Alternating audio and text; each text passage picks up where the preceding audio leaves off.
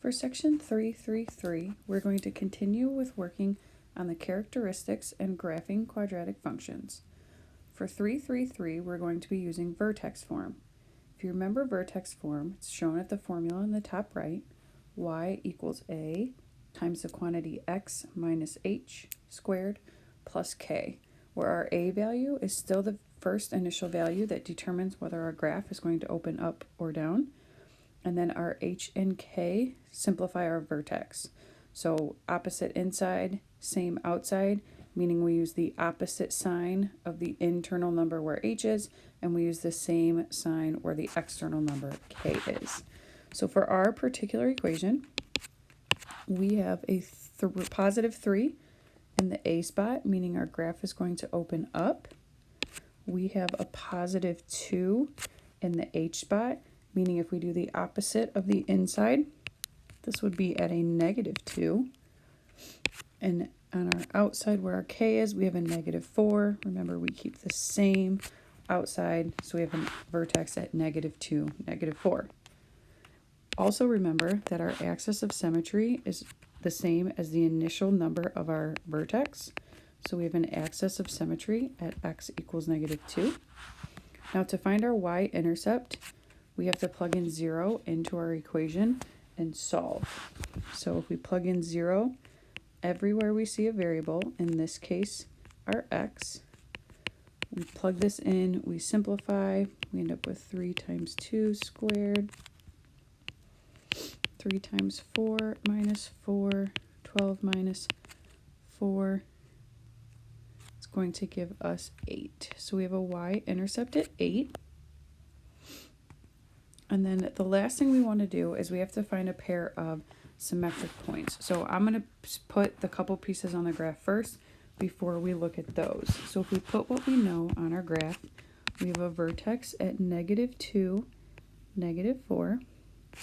And we also have that axis of symmetry that runs through this point. It's what splits our graph in half. We also have an intercept, a y-intercept at 0, 8. So 2, 4, 6, 8.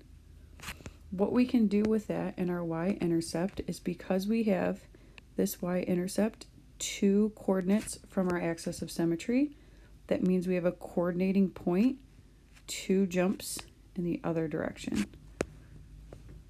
So now when it says one pair of symmetric points, we need to find another pair of points that we can use to round out our graph. So the easiest thing to do is always to plug in either positive 1 or negative 1, whichever is closer to your axis of symmetry. So in this case, we would have negative 1. So we're going to plug in the number negative 1 into our equation and see what comes out. So just like we plugged in 0 above, we're going to plug in negative 1. If we type all of this into our calculator, we're going to get a value of negative 1.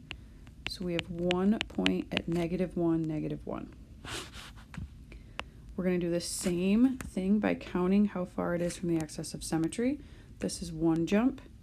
So 1 jump in the opposite direction at the coordinate 3, negative 1 would be its symmetrical point. So now that we have our 3 points, we can use that to trace what our quadratic would look like. Opens up, which is our check off from our positive 3 is an a value. So all we did was find our vertex, opposite inside, same outside. We found our y-intercept by plugging in 0. We found the matching point to the y-intercept by counting how far that intercept was from the axis of symmetry. And then we found an extra pair of symmetric points by plugging in negative 1. For example 3, we are given a vertex and a point on the graph and asked to sketch a picture of the graph and determine whether or not the given quadratic functions on the right could represent the function in the graph. So the first thing we're going to do is take the vertex and the point and put those both on the graph. So if we have a vertex at 2, 10, we'd have a vertex right here and the point 1, 8. So even though that's all the information we are given, we know that we also have an axis of symmetry that runs through our vertex, and that's going to help us find matching points on the opposite side. So if we know that our point 1,8 is one coordinate from our axis of symmetry, we know our matching point would be on the opposite side. Graph is clearly opening down. So we're going to use that information that our graph opens down, that we have a vertex at 210, to find which of these equations on the right could potentially be our match. So if we look at A, the equation for A, the easiest way to work with the vertex form is to pull out the vertex in your equation and see if it matches. Remember, our vertex comes from opposite inside, same outside. So opposite inside would be 0.75, same outside, negative 3.9. This does not match the vertex that we are given on the left of 210, so we know A is not the correct function. Another way that we can look at these is by looking at our A value. Given that our graph opens down, our A value must be negative, and in this case our 3 is positive, meaning our A value is incorrect. So double check on that last one just so they're not tricking us. We do have a negative A value, so that checks out. We have a vertex of 210, opposite inside, same outside, so C would be our correct answer. Number 5 is asking us to do nearly the same thing in number 3, except for instead of giving us the vertex and the point and asking us to sketch the graph, they give us a picture of the graph and ask us to find the information from there ourselves. So the first thing we want to look at is our vertex. Our vertex is at 0,8. We always also want to look at which direction our graph is opening. So this one, our graph is opening down, which means we should have an A value that is negative. So we're going to use those two pieces of information to decide which one of our equations on the right could potentially be a match.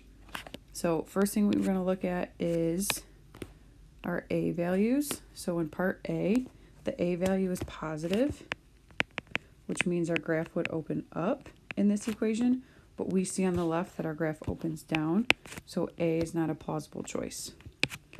If we look at B, we have the correct A value, so we're okay there. We want to check our vertex, opposite inside, same outside, 0, negative 4. 0, negative 4 is not our vertex, so that couldn't be our choice. And now we're going to check option C. Option C has a negative A value, so the graph would open down.